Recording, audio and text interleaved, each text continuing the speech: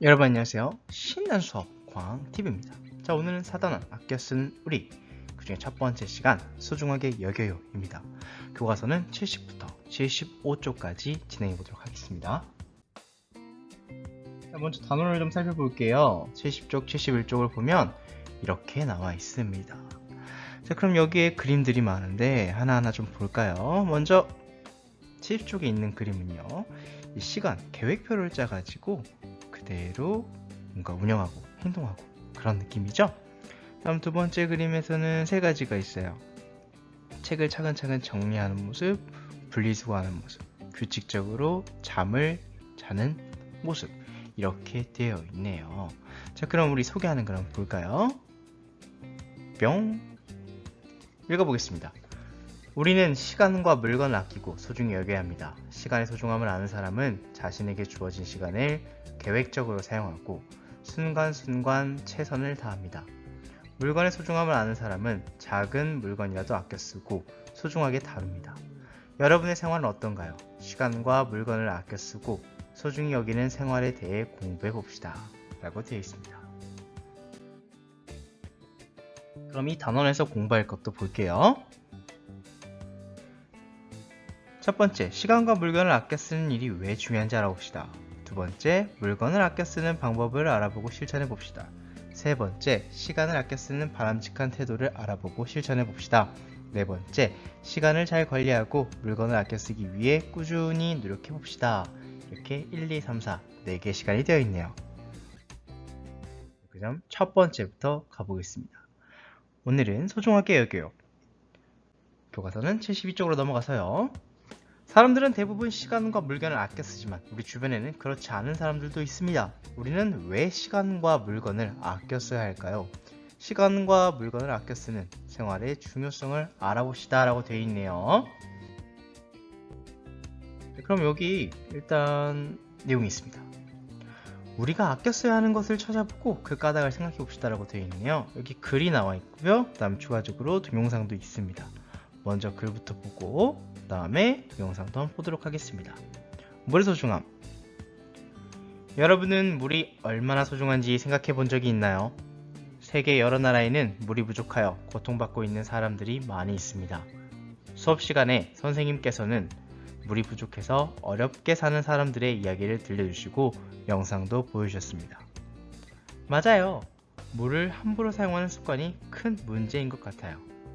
선생님 말씀에 덕이가 맞장구를 쳤습니다. 소중한 것은 평소에 지키고 관리해야 합니다. 그렇지 않으면 잃고 나서 후회하게 되지요. 우리가 아껴 써야 하는 것에는 또 무엇이 있을까요? 학용품과 전기가 있어요. 음식과 종이도 아껴 써야 해요. 잘 알고 있군요. 다음 시간에는 우리가 아껴 쓰기를 실천할 수 있는 좋은 방법에 대해 생각해 보겠습니다. 선생님께서는 생활 속에서 아껴 쓰기를 실천할 수 있는 방법을 알아오기 라는 숙제를 내주셨습니다.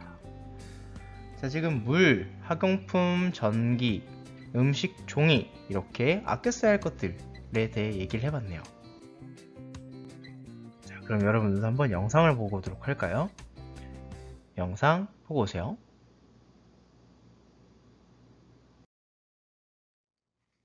자, 여러분들 앞에 글도 읽어봤고 영상도 봤습니다.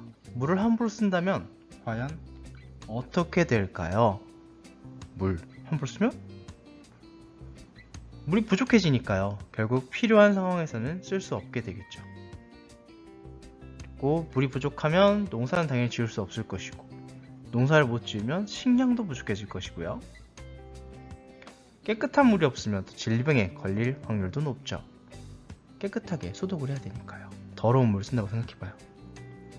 그럼 질병에 걸리겠죠? 우리가 그러니까 아껴 써야 하겠습니다. 그럼 우리가 생활하면서 아껴 쓸 수 있는 것을 이야기해 보자고 하네요. 거기 교과서에 한번 적어 보겠습니다. 아껴 쓸 수 있는 것 아까 뭐 있었죠? 뭐 여러 가지가 있었죠. 옷이나 신발, 장난감, 동화책 이런 것들이 있을 거고요. 음식이나 종이 뭐 많이 있습니다. 그럼 물건을 아껴 쓰는 일이 중요한 까닭. 이거 왜 중요할까요? 왜? 아까 물 같은 경우는 생각해보잖아.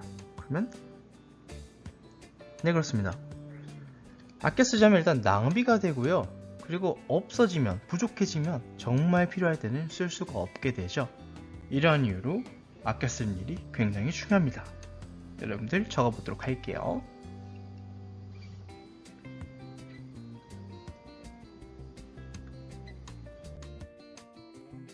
그럼 오늘의 목차입니다. 오늘 첫 번째 활동으로는 아나바다 진행할 거고요. 두 번째는 알뜰 시장놀이 준비 이렇게 해보도록 할게요. 첫 번째, 아나바다입니다. 아나바다? 이게 뭘까요? 뭘까요? 73쪽으로 한번 넘어가 볼게요. 자, 생활 속에서 아껴 쓰기를 실천할 수 있는 방법을 생각해 봅시다 라고 되어 있습니다. 그래서 생활 속 전략이라고 해서 여기 아나바다 관련된 내용이 있어요. 한번 읽어보도록 하겠습니다. 생활 속 전략. 덕이는 학교 수업을 마치고 집에 돌아오면서 골똘히 생각했습니다. 생활 속에서 아껴 쓰기를 실천할 수 있는 좋은 방법은 무엇일까? 집에 도착해서 자료들을 찾아보던 덕이는 아나바다 운동에 대한 이야기를 읽고 감동을 받았습니다. 전략을 실천했을 뿐만 아니라 전략해서 번 돈으로 어려운 이웃을 돕기까지 한 이야기였기 때문입니다. 덕이는 어머니께서도 아나바다 운동에 대해 알고 계시는지 여쭤봤습니다. 그럼 오래전부터 잘 알려진 전략 운동이란다.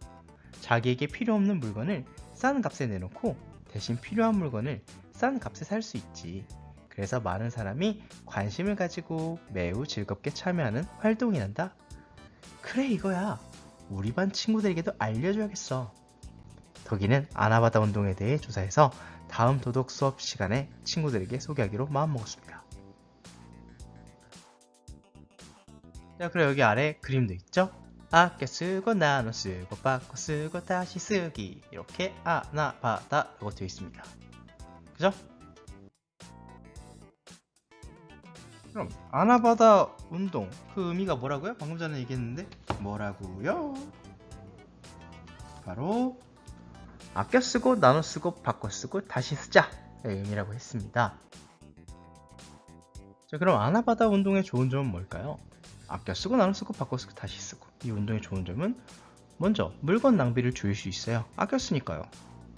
그리고 물건이 꼭 필요한 사람에게 전달될 수 있죠. 나에게 필요 없는 거를 남한테도 필요할 수가 있고 그러니까 나눠 쓰고 서로 바꿔서 쓰고 그죠? 또 환경오염도 줄일 수 있어요. 아껴 쓰니까 당연히 환경오염 줄일 수 있겠죠. 또 다시 쓸 수 있으니까 그죠? 그럼 74쪽으로 넘어가면 이제 조금 더 여러분들에게 실천할 수 있는 것들이 있습니다. 아나바다 아부터 시작하면 학용품을 소중히 여기며 아꼈습니다. 나 친구와 함께 물건을 나눴습니다. 바 친구와 서로 필요한 학용품을 바꿨습니다. 다 쓴 병을 꾸며 연필꽂이로 다시 씁니다. 이렇게 예시가 나와 있어요. 자, 그럼 학용품 외에도 아껴 쓰고 나눠 쓰고 바꿔 쓰고 다시 쓸 수 있는 물건을 찾아보고 아나바다를 실천하려는 마음을 지녀보자고 하네요. 학용품 외에도 한번 적어볼까요? 그래서 먼저 나와 있습니다. 아는 치약을 필요한 만큼만 짜서 쓴다 라고 되어 있어요. 그럼 그 다음 나눠 쓰는 건 뭐가 있을까? 나눠 쓰는 건 뭐가 있을까? 선생님이 이렇게 적어보겠습니다. 나에게 맞지 않는 깨끗한 옷. 막 더러운 옷 주고 그러면 안 돼요. 깨끗한 옷. 빨아서 깨끗한 옷을 나눌 수 있겠죠. 동생에게 줄 수도 있고 다른 친구에게 줄 수도 있고요. 그리고 바꿔 쓰는 거. 바꿔 쓰는 거는 또 이런 것도 있겠죠. 흥미가 떨어진 장난감을 서로 바꿔서 가지고 놀 수도 있겠죠. 그리고 다시 쓰는 거는 재활용 막 그런 거니까 사용한 페트병을 잘라서 꽃병으로 쓰는 것도 하나의 방법인 것 같습니다.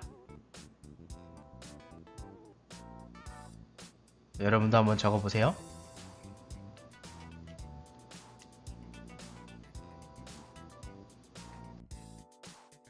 여러분들이 아나바다를 실천하는 그 마음을 가졌다면 아주 대표적인 아나바다의 아주 대표적인 운동이에요. 알뜰시장 놀이가 있습니다. 요거를 한번 준비해 보도록 할 거예요.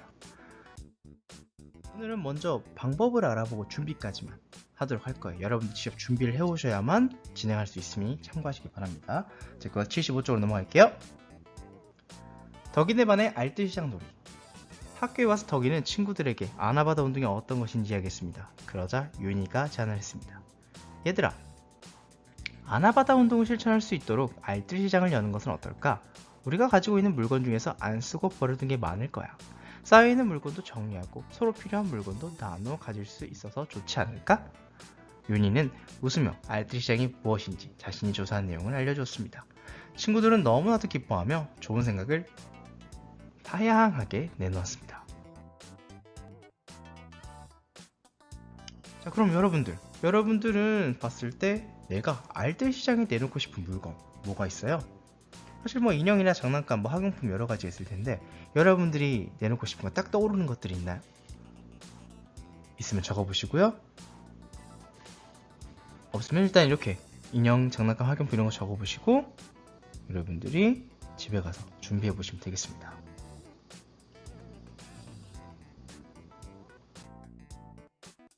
다음 알뜰시장을 어떻게 운영하면 좋을지 생각해보고 준비해봅시다 라고 되어 있네요. 자, 먼저 어떻게 해야 될까요?